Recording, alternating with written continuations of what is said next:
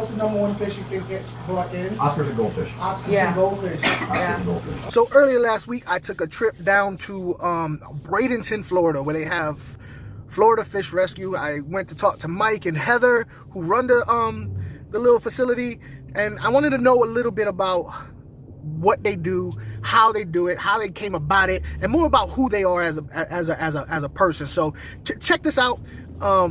Mike and Heather, Florida Fish Rescue. Right, so explain to me this.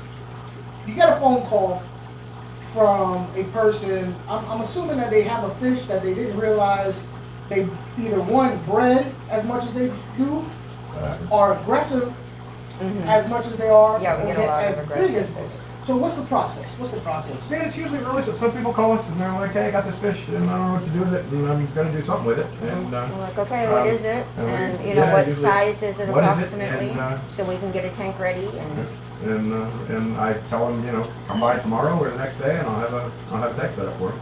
What's the number? Or we go to pick them up at times, yeah. Quick reminder, listen, if this is your first time visiting my channel, first of all, I'd like to say thank you. And if you haven't already, hit the subscription button, notification bell, I appreciate it. And please don't forget to leave that thumbs up and a comment. I want to hear what you have to say. All these things are little itty bitty things you could do to help my channel so that I can continue to buy cool shirts from Walmart, like this Cobra Kai Never Die shirt. So, thank you in advance. Strike first, strike hard, no mercy. Well, so we get them in. Usually we quarantine it for a while, make sure everybody's healthy. And then they'll either make it into one of the tanks in here, they'll make it into the pools outside. One of the ponds, and, depending, yeah. And or they get their own tank sometimes. Yeah, sometimes depending on it, yeah. But they'll go out there. No, just quarantine. I told you I have a 100-gallon corner tank on the other side. I got a tank too. That angel look like it might have to get adopted today. All right, so what I wanted to know next is what about money? Okay, there's a lot of time, a lot of effort, a lot of resources. So what's the money situation like? How are you getting by and making a living off this? On top of all the money that you make, right, doing this. Yeah. So, the fortune. Yeah, the fortune. No, to be truthful, this is something that most of it is out of pocket. Yeah, it's all out of pocket. So we work till 5 o'clock in the morning, and on top of your jobs. That you have. Okay. Yeah. All right, so they don't go it alone all the time. They do have a support system. They have their friend Eric and their niece Liz. Now, Eric is an interesting character. He's into dolphins, and he taught me some things I did not know, like this right here. I don't know, like dolphins and porpoises, they have the ability to voluntarily stop breathing, and that's happened with them in captivity. I did not know that. Oh yeah, they can. Yeah, if they get to a point to where they like, I don't like the situation, they can just say or F it. Then you have Mike's niece Liz. She seems to be forced into labor by these two. She's amazing. Yeah, she's amazing. She helps with everything. Have you been involved in this since the beginning? At least has he been dragging you, calling you up, grab this, pick that up, move that? Yeah, I usually don't like fishes and beaches, but now I'm into the fish. Yeah, so? Yeah. She's handled big puppy and helped, and that she kind of grew a little bond there. Every tank in here, she helped me move. So pretty much this is the support system that you have. Yeah, This is the support system. It's a family-run rescue. Yeah. And there's a few missing actually that. Yeah. All right, so if you like me, getting all these fancy fish, some of them pretty expensive, it would be difficult for me to just give back away. I'm sure. I mean, being a rescue, you have to do it, but it can't be easy. You know what? How do you manage that? How do you manage getting a fish in? This is an adoption place. Yeah. So how do you manage not keeping everything? Yeah, pick the ones that are going to fit the room. It's difficult. Like, this tank here is my baby, and if a fish is going to stay, they end up in here. Well, I mean, but most of these tanks are adoptable. You know, there's the quarantines up there don't count because they're quarantined at the moment, but like the goldfish down here, the koi. Not the angels though. So originally when I, in my head when I was going to do this video, I thought Mike was going to be the mouthpiece, the one that people were going to be interested in hearing from, but that's not the case at all. Heather turned out, who Mike had to lie and say that I insisted she'd be in the video. It's not true, I didn't say that, but she wasn't going to be in it unless she thought I insisted, so, I feel kind of good about that. But Heather is the heart and soul. She's the interesting one. Check out what she has to say. Out of all the fish in here, what is the #1 attraction?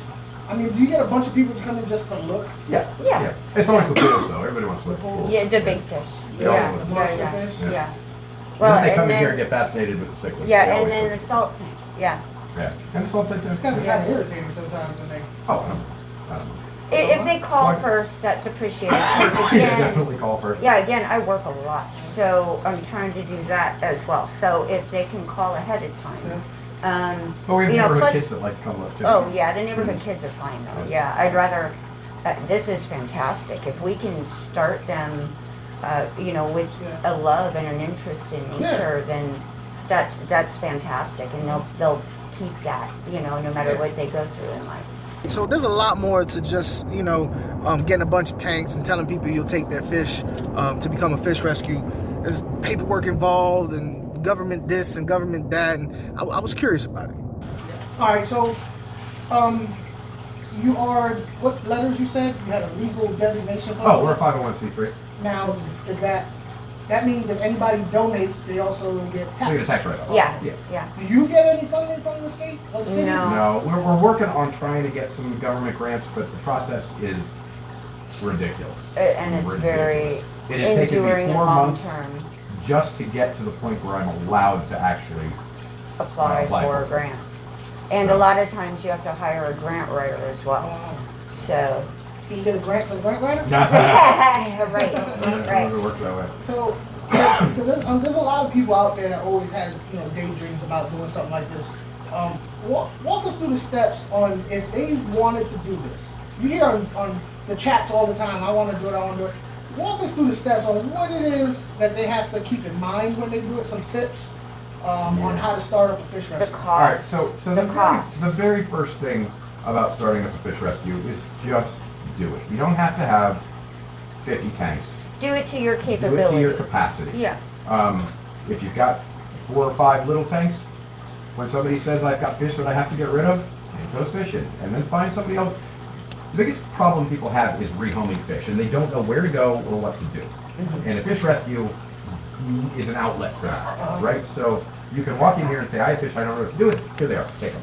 And then we will go through the process of finding them a home, so you don't have to do all that. Or, you know, at times as well, they request that they remain residents here, Sometimes. and we're thrilled with that as well, you know? Okay, so the process of setting one up is just getting it in your mind that this is a real thing, and you're gonna have to do it, and you're not gonna get away with just going, I'm not doing it.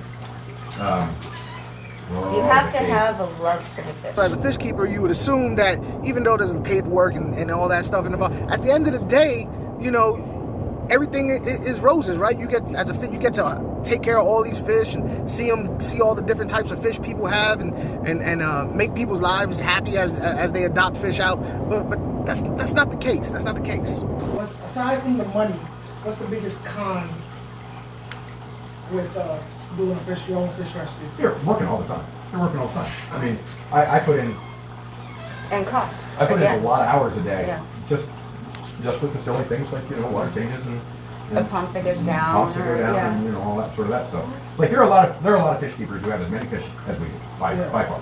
Oh, yeah, or more. But Yeah. most of them got into it with a lot of money in pocket, and they Yeah. did it because it's their hobby, and so they're throwing money into it all the time. We didn't do it that way. So with us, it's always been, it's a labor of love, and since we don't And have it money, increases yeah. constantly, so. Since it's yeah. not about money, it's always about DIY and this and DIY and that, Right. and fixing this and making We sure get that very everything- creative. So didn't I tell you Heather was a rock star?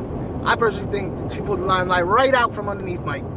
In fact, in the comments below, let Mike know she needs to be out in front of the camera way more often. Mike, take a step to the back of the camera, buddy. Let the star shine. So if you had to do it all over again, would you do anything different? Would you even start it? Oh, definitely start. absolutely. Yeah, definitely Yeah, start. yeah. It's so worth it.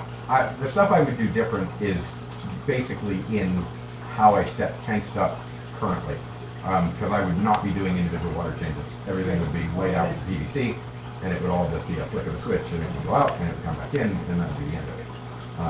And I will eventually get to that now, but I think I would have probably started out by setting up 2 tanks, and setting up overflows, and then 2 more tanks, and then setting up overflows, and 2 more tanks, more overflows.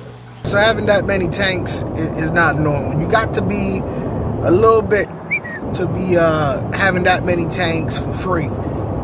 I'm sure y'all saw a progression from them to no tanks to this? What, I mean, you ever thought to yourself, all right, this is getting too much? I mean, well, for her, she might have seen that because she's here. Me, not so much because I'm not here all the time. So that's even worse though. Every time you come here, there's new additions. So yeah, so in that regard, yeah. But like when I came here, it wasn't like I just saw like one tank and then another tank. It was like I got here and it was like.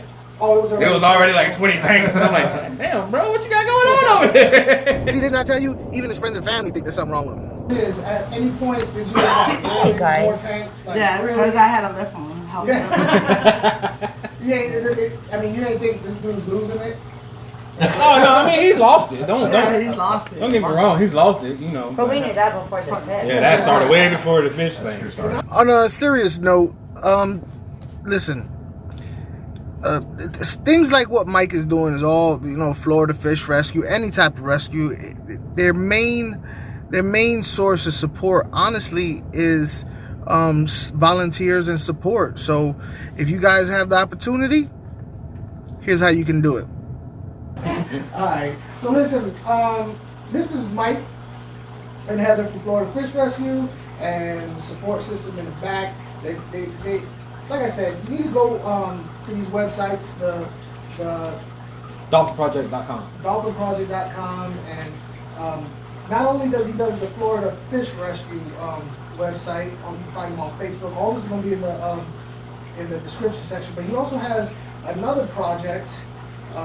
What's the Fishtuber.com. Fishtuber.com. And that's just a labor of love, man. That's all that is. That's Yeah, all we're just trying to. Get back a little. Yeah, get back.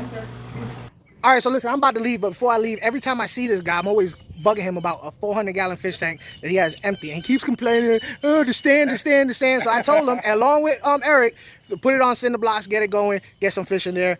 He finally agreed to it. Did you or did you not agree to it? Agreed. He agreed to it. So you can be expecting a 400-gallon fish tank up and running. Sometime soon. I'm going to give him a month. I'm going to give him a month. You know? Thank you. I was gonna give him 6. No. I'm saying he has to do it within a month. That's his time frame. All right.